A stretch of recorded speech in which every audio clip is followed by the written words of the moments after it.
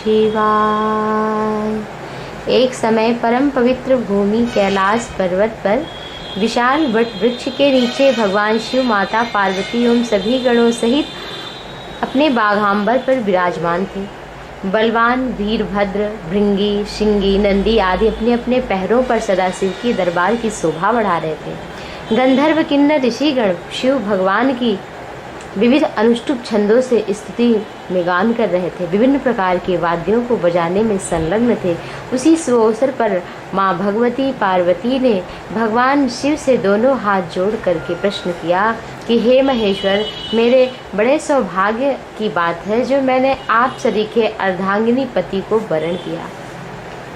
यदि आप हम पर प्रसन्न हो तो मैं क्या जान सकती हूँ कि मैंने वह कौन सा पुण्य दान किया है जिससे आप जैसे जगत के स्वामी पति रूप में मुझे प्राप्त हुए हैं। आप अंतर्यामी है, हम उस दासी को बताने की कृपा करें। तब पार्वती जी की ऐसी प्रार्थना सुन करके शिव जी बोले, हे वरानने, उस समय तुमने एक उत्तम पुण्य का संग्रह किया था जो एक अति गुप्त व्रत है, जिसे तुमसे कहता हूँ।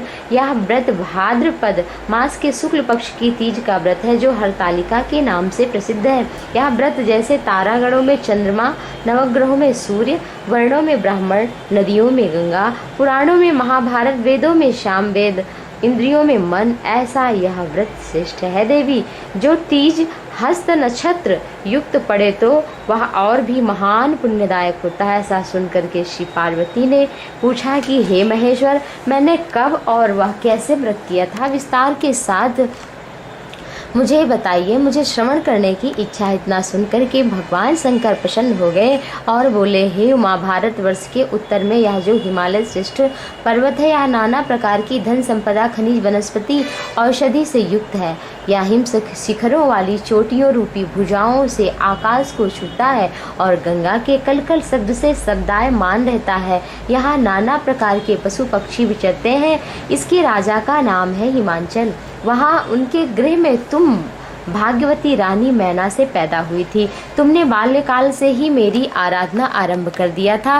कुछ आयु बढ़ने पर तुमने हिमालय की दुर्गम गुफाओं में जाकर सहेली सहित मुझे पाने के लिए 12 वर्ष तक तप आरंभ किया। तुमने ग्रीष्म ऋतु में बाहर चट्टानों पर आसन लगा करके तप किया। वर्षा ऋतु में बाहर पानी में तप किया। हिम ऋतु में पानी में खड़े होकर मेरे ध्यान में संलग्न रही। इस प्रकार 6 ऋतुओं में तपस्या की और जब भी मेरे दर्शन ना मिले तब तुमने ऊर्ध्वमुख होकर केवल वायु का सेवन किया। फिर वृक्षों के सूखे पत्ते खाए, शरीर को क्षीण किया। तुम्हारी इतनी कठिन तपस्या करने पर भी मैं उस उपयुक्त समय की प्रतीक्षा करता रहा जब तुम्हारी तपस्या और अधिक कठोर हो और तुम्हारे पिता के हृदय में तुम्हारे विवाह का विचार उत्पन्न हो।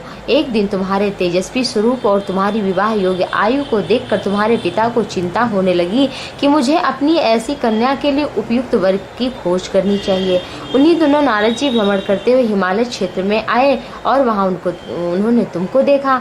यह जानकर कि तुम राजा हिमांचल की पुत्री हो, वो तुम्हारे पिता के यहाँ गए। राजा ने अति हर्ष के साथ महर्षि का स्वागत पूजन किया और उन्हें यथायोग्य आसन देकर उपस्थित होने का कारण जानने को इच्छुक हुए।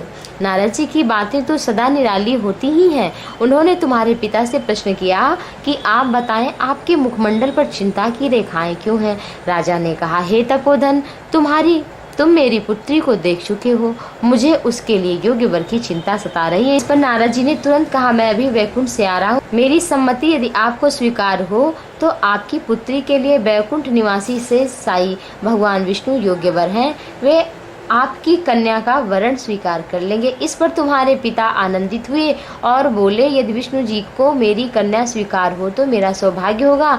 मैं अवश्य अपनी कन्या उमा का वाग्दान विष्णु जी को करूंगा। नारद जी तो ऐसा सुनकर वैकुंठ चले गए। इधर तुम्हारे पिता महाराज हिमांचल ने प्रसन्नता के साथ तुम्हें यह समाचार सुनाया कि विष्णु जी से तुम्हारा विवाह मैंने निश्चित किया है। ऐसा सुनते ही तुमने महान दुख में अपने को पाया और पिता के चले जाने के पश्चात तुम अत्यंत व्याकुल होकर विलाप करने लगी। प्राण त्यागने की बात सोचने लगी। लगी। तब तुम्हारी सखी ने तुम्हें इस प्रकार दुखी देखा तो कारण पूछा। तुमने अपनी सखी को सब वृत्तांत बताया और कहा कि तुम जानती हो कि मैंने कैलाशपति महादेव के लिए तप किया है और मैं उनको अपना पति मान चुकी हूँ, अतः मैं प्राण त्याग के अतिरिक्त और क्या कर सकती हूँ। तब तुम्हारी सखी ने तुम्हें सांत्वना देते हुए कहा, देवी तुम प्राण त्यागने की क्यों सोचती हो? मैं तुम्हें ऐसे स्थान पर ले चलूंगी जहाँ आपको आपके पिता अथवा कोई अन्य खोज न सकेगा। वहाँ तुम तपस्या में तब तक लीन रहना जब तक कि महेश्वर प्रसन्न न हो जाए और तुम्हारा वरण न कर ले। इस प्रकार सहमति बना करके तुम अपनी सखी के साथ नदी के तट पर एक गुप्त गुफा में प्रवेश कर मेरे नाम की तपस्या करने लगी। जब करने लगी, भाद्रपद शुक्ल की हस्त नक्षत्र युक्त तृतीया को तुमने उपवास रखकर बालू से शिवलिंग की स्थापना की और पूजन कर रात्रि जागरण किया। तब तुम्हारी तपस्या और व्रत पूजन से मैं आंदोलित हो उठा और मैंने तुम्हें प्रकट होकर दर्शन दिया और तुम्हें वरदान मांगने को कहा। तब तुमने लज्जायुक्त हो अपने सिर को झुकाया। आप सब जानते हैं, ऐसा कहा, यदि आप मुझ पर प्रसन्न हैं तो मुझे अपनी अर्धांगिनी के रूप में स्वीकार कर लीजिए। तब मैं प्रसन्न हो मैंने तुम्हारी मनोकामना की पूर्ति करना स्वीकार किया और कैलाश लौटा। इधर तुम्हारे अपने घर से इस प्रकार बिना कहे चले जाने पर तुम्हें बहुत खोजा गया, घर घर और वन में बहुत ढूंढा गया, किंतु तुम्हारे ना मिलने पर राजा हिमांचल कहने लगे कि हमारी कन्या को कौन सा देव दानव गंधर्व किन्नर हर ले गया। तुम्हारे पिता तुम्हें कहीं ना पाकर भगवान विष्णु के साथ विवाह करने का वचन भंग होने की चिंता में दुखी हो एक बार तो मूर्छित होकर गिर पड़े। इधर तुम्हारे अपने जो किए गए व्रत अनुष्ठान की पूर्ति होने पर व्रत का पारण किया, समस्त पूजन सामग्री को नदी में विसर्जित किया और स्नान किया। उसी समय तुम्हारे नगर निवासी मंत्रीगण पिता हिमांचल के साथ वहां आ पहुंचे तथा तुमको सखी सहित पाकर प्रसन्नता को प्राप्त हुए। तुमसे लिपट कर रोने लगे, बोले, उमा तुम बिना बताए इस भयंकर वन में कैसे चली आई, जहाँ सिंह व्याघ्र सर्प भालू हिंसक जीवों का निवास है, यहाँ तुम कैसे अब तक रही? चलो अब घर चलो देवी, तुम देखो तुम्हारी माता आदि सभी तुम्हारे इस प्रकार चले आने पर दुखी हैं। यह सुनकर तुमने कहा, पिताजी आपने जो मेरा विवाह विष्णु जी के साथ स्वीकार किया है, इससे मैं इसी वन में रहकर अपने प्राण विसर्जन करने के लिए सोच लिया है। मैं सदाशिव शंकर को अपना पति मान चुकी हूँ और उन्होंने भी मुझे वरण करना स्वीकार किया था। हे तात मुझे घर चलने को मत कहो। ऐसा सुनकर के महाराज हिमांचल दुखी बोले, हे पुत्री तुम शोक मत करो, मैं तुम्हारा विवाह भगवान विष्णु के साथ कदापि नहीं करूंगा। तुम्हारा विष्णु जो व्रत में प्राप्त है उन्हीं सदाशिव के साथ ही तुम्हारा विवाह करूंगा। अब घर चलो। इतना सुनकर तुम खुशी खुशी अपनी सहेली के साथ नगर में गई और अपनी माता तथा सहेलियों से मिली। सभी और आनंद और प्रसन्नता छा गई। एक शुभ मुहूर्त में वेद विधि के साथ तुम्हारे पिता हिमांचल और माता महारानी मैना ने हमारे साथ तुम्हारा विवाह कर दिया। हे पार्वती, उसी व्रत के प्रभाव से तुमने ऐसे सौभाग्य को प्राप्त किया व्रतराज मैंने अब तक किसी को नहीं बताया। है सौभाग्यशालिनी सहेली ने जो तुम्हारा हरण कर हिमालय की गुफा में रखकर तीज के दिन जो मेरा व्रत कराया, इसी से इसका नाम हरतालिका तीज व्रत पड़ा और सब व्रतों का व्रतराज हुआ। भोलेनाथ शिव शंकर ने यह सब प्राचीन कथा सुनकर माता पार्वती अति प्रसन्न हुई और बोली, प्रभु आपने मेरे साथ अपने मिलने की कथा सुनाकर मुझे प्रसन्न किया, पर इस व्रत के करने का जो विधान है वह इससे प्राप्त होने वाला फल मुझे नहीं बताया। कृपा करके इसकी विधि व पृथक फल को भी बताई। इतना सुनकर के भगवान सदाशिव ने कहा, प्रिय मैं इस व्रतराज का विधान यथा फल तुम्हें सुनाता हूँ। यह व्रत सौभाग्यवती नारियों और सुंदर गुणवान पति चाहने वाली कन्याओं को करना चाहिए। भाद्रपद के शुक्ल पक्ष की द्वितीया को शाम को आरंभ करते हुए इस तीज के व्रत को धारण करें। व्रत निराहार अर्थात बिना आहार और बिना जल के करना चाहिए। भगवान शिव पार्वती को स्वर्ण या मिट्टी की प्रतिमाओं को एक सुंदर वेदी पर स्थापना करें। केले पुष्प आदि के खंभे स्थापित करके रेशमी वस्त्र से चंदोवा ताने, फिर स्तुति गान वाद्य भेरी शंख मृदंग झांझ आदि से रात्रि जागरण करें। प्रातः काल भगवान शिव के पूजन के बाद फल फूल पकवान लड्डू मेवा तरह तरह के भोग की सामग्री समर्पण करें। फिर ब्राह्मण को द्रव्य अन्न वस्त्र पात्र आदि का दान श्रद्धायुक्त होकर के करें। भगवान शिव को हर वस्तु पंचाक्षरी मंत्र से नमः शिवाय कह करके अर्पण करना चाहिए। प्रार्थना के समय अपनी इच्छा जो भगवान के सामने प्रेषित करके प्रणाम करें। माता पार्वती से प्रार्थना करें।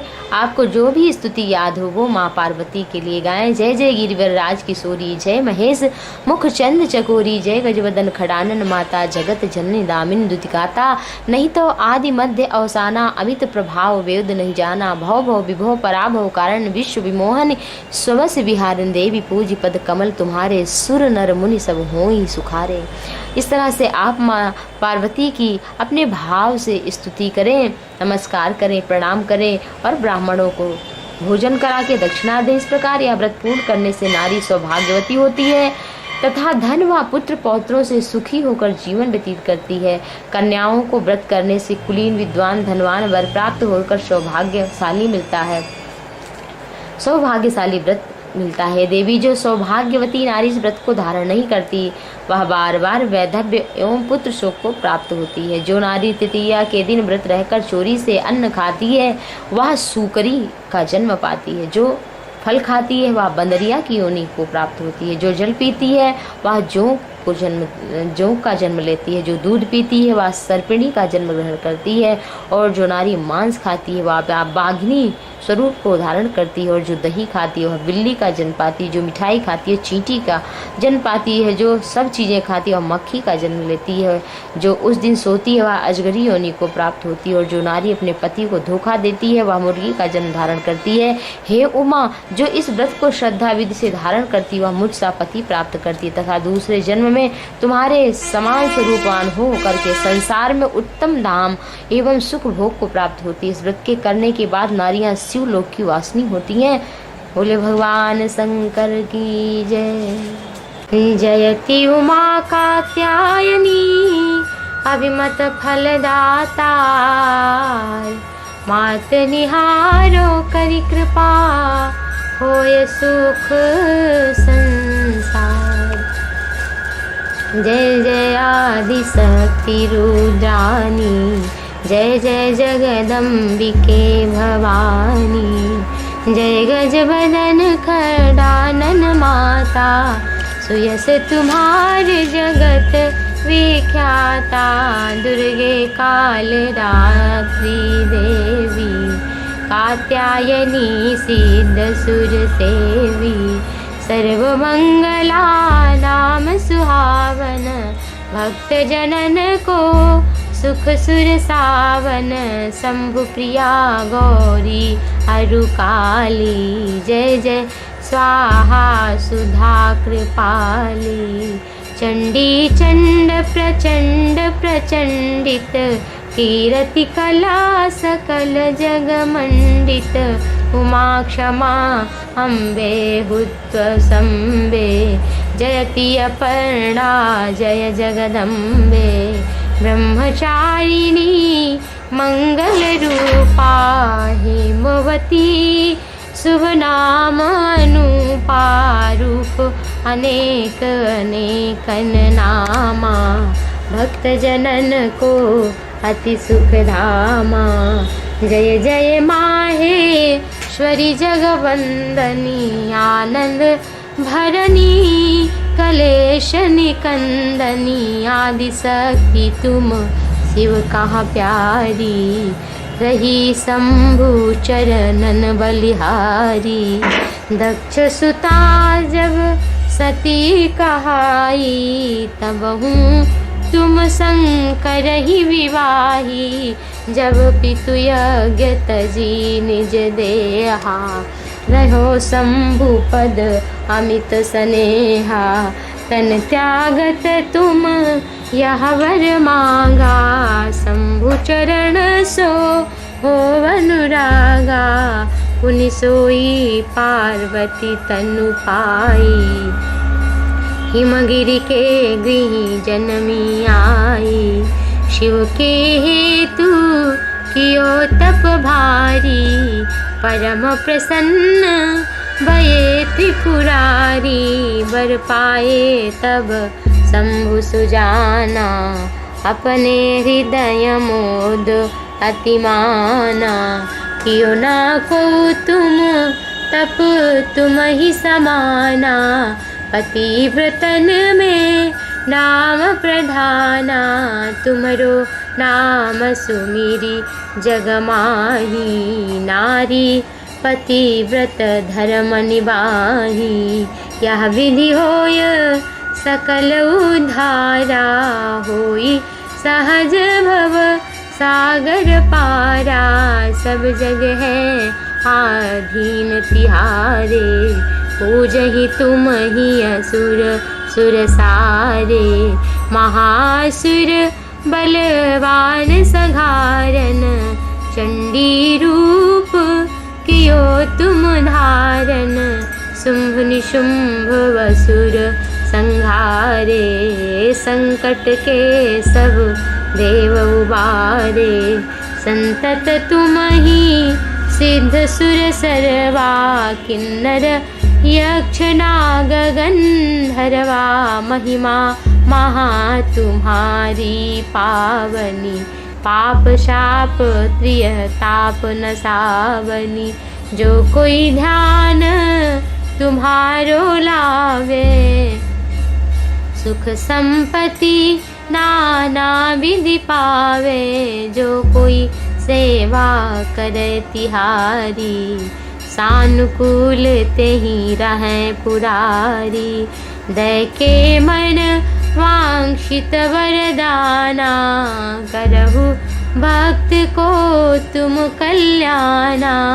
महिमा विदित सकल जग माही, तुम सम दयावंत पौ नाहि। जयति जयति अम्बे कात्यायनी, शक्ति भक्ति अरु मुक्ति प्रदायिनी। जयति जयति जय आरत हरणी, जयति जयति जय मंगल करणी। जयति जयति जय सुख संचरणी, निज भक्तन के सब दुख हरणी। की जय कृपा दृष्टि कल्याणी, सुनहु दास की आरत वाणी। करहु हृदय में ज्ञान प्रकाशा, रहु बेगी संकट को नासा। संकट काल मनावहु तोहि, दास जानी अपनावहु मोहि। जयति जयति जननी जगदम्बा, कृपा करहु माता विलंबा। जो जन ध्यान तिहारो धरी हैं, भवसागर से पार उतरी हैं। सहज ही होय सकल दुख नाशा, होय हृदय में ज्ञान प्रकाशा। पढ़े नियम से जो चालीसा, दुख बिनसे सब विसे विसा। जो सत बार पढ़े चित लाई, बढ़े सकल विधि से प्रभुताई। सुख संपावे संपत्ति लहै, प्रगटे भाव पवित्र। सकल भांति संसार में, वैभव बढ़े विचित्र। अम्बे मैया की